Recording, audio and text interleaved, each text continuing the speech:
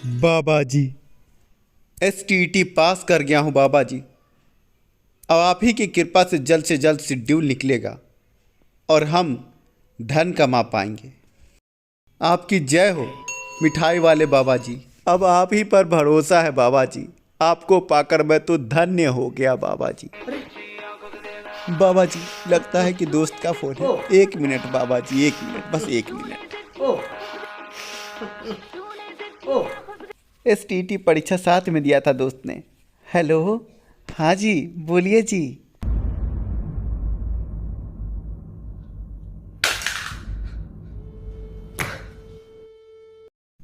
आपको मैं क्या समझता था और आप क्या निकले।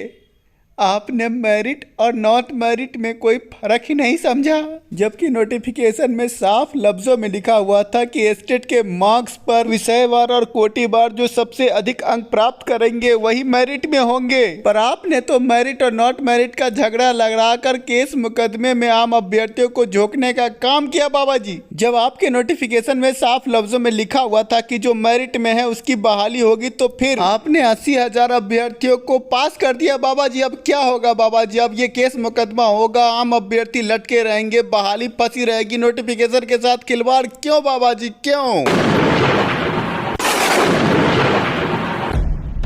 बदला, इस नाइंसाफी का बदला मैं लूंगा बाबा जी। अब आपको कोर्ट में जवाब देना होगा कि नोटिफिकेशन के साथ खिलवाड़ कैसे। योर ऑनर, इसने पटना हाई कोर्ट में केस किया है कि मेरिट और नॉट मेरिट एक बराबर नहीं है, पर सरकार ने 26 जून का लेटर निकालकर दोनों को इक्वल कर दिया है। सरकार का कहना है कि एनसीटी ने प्रमाण पत्र की वैधता उम्र भर कर दी है। ऐसे में इस नीरज का केस बेबुनियाद है। मेरिट और नॉट मेरिट दोनों एक हैं। जिस तरह से इस पब्लिक प्रोसिक्यूटर ने इस मासूम लड़के के खिलाफ जीरा की है, इस चमन को तो कोई बचा ही नहीं सकता। भैया, जिसे कोई नहीं बचा सकता ना, उसे सिर्फ तेजपाल बचा सकता है। कोर्ट में हम लोग।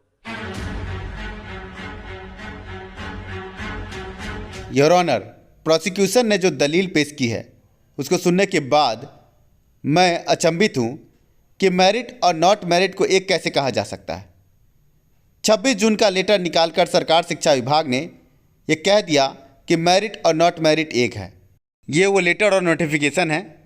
शिक्षा मंत्री ने अभ्यर्थियों के दबाव में आकर के लेटर जारी कर दिया कि मेरिट और नॉट मेरिट दोनों इक्वल हैं।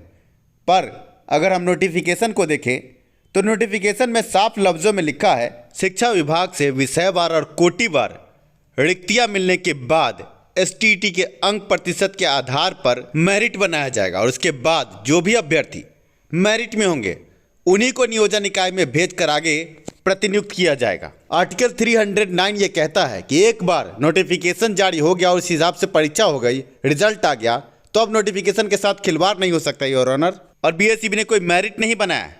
जिन्होंने सर्वोच्च अंक प्राप्त किया उनको क्वालिफाई किया है और आगे नियोजन इकाई में नियमावली 2020 के हिसाब से मेरिट बनेगा और स्कूल आवंटित होगा। ऐसे में माध्यमिक और उच्चतर माध्यमिक, जिसे TGT PGT कहा जाता है, इसके लिए राज्य सरकार स्पेशल रूल बनाकर बहाली प्रक्रिया पूरा करने के लिए स्वतंत्र है। कोई उल्लंघन नहीं हुआ। योर लॉर्डशिप, जब कहीं से कोई उल्लंघन हुआ ही नहीं तो इन मेरिट वाले अभ्यर्थियों की बहाली पहले क्यों नहीं? सरकार शिक्षा विभाग का कहना है कि NCT ने अब प्रमाण पत्रों की वैधता उम्र भर कर दी है। ये दलील बिल्कुल ही बेबुनियाद है। NCT के लेटर में कहीं ये नहीं लिखा हुआ कि प्रमाण पत्रों की वैधता उम्र भर हो गई है तो जो मेरिटेबल अभ्यर्थी हैं उनको पहले नियुक्त नहीं करना है। सरकार ने 80,000 रिजल्ट जारी करवा दिए।